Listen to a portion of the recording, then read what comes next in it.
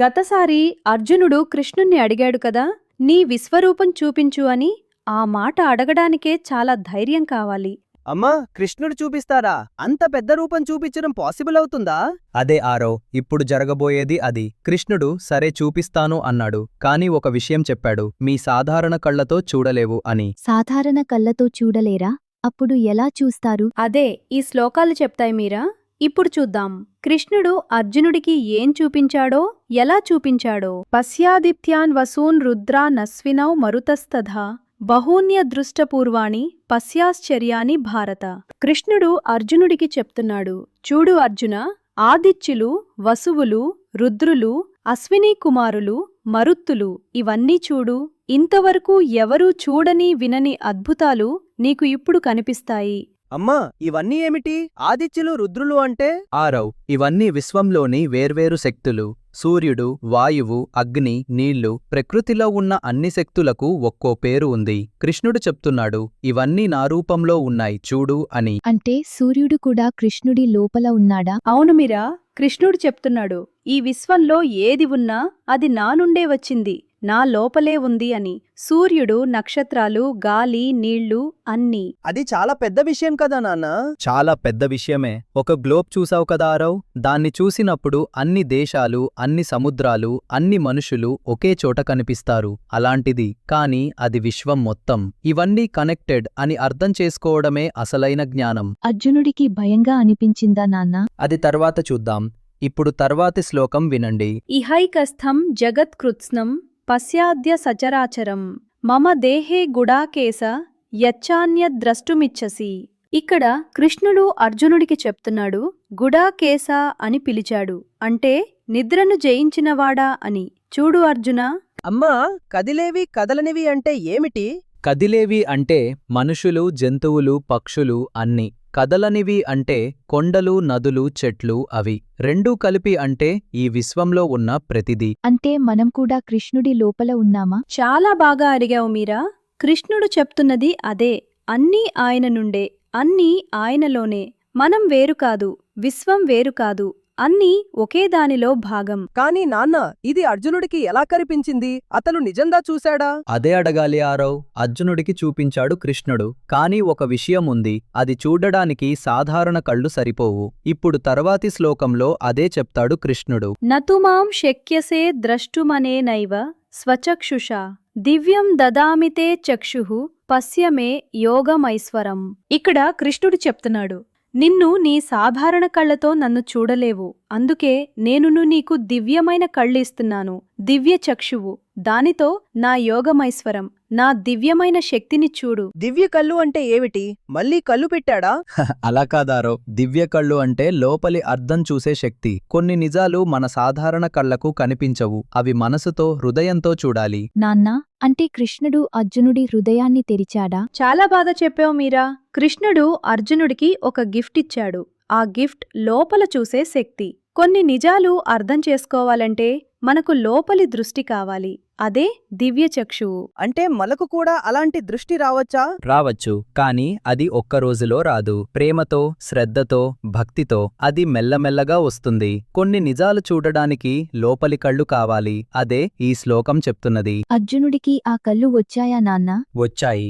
ఇప్పుడు తర్వాతి శ్లోకంలో ఏం జరిగిందో అమ్మ చదువుతుంది. సంజయ ఉవాచ ఏవముక్త్వా తతో రాజన్మహా యోగేశ్వరో హరిః దర్శయామాస పార్థాయ పరమం రూపమైశ్వరం.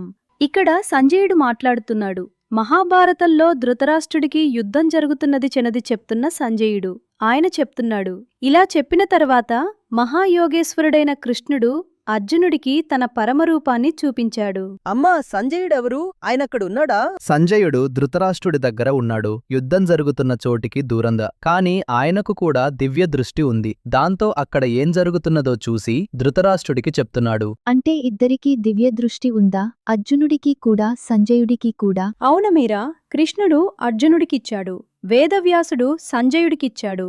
ఇద్దరూ ఆ పరమరూపాన్ని చూడగలిగారు. నాన్న, మహాయోగేశ్వరుడు అంటే ఏమిటి? మహాయోగేశ్వరుడు అంటే అన్ని యోగాలకు అధిపతి. యోగా అంటే కనెక్షన్, దైవంతో కనెక్షన్. కృష్ణుడు ఆ కనెక్షన్ యొక్క మూలం. ఆ శ్లోకంలో ఒక్క మాటలో ఆయన గొప్పతనం చెప్పారు. అర్జునుడికి ఆ రూపం చూసి ఎలా అనిపించిందో తర్వాతి శ్లోకంలో కొంచెం అర్థమవుతుంది మీరా.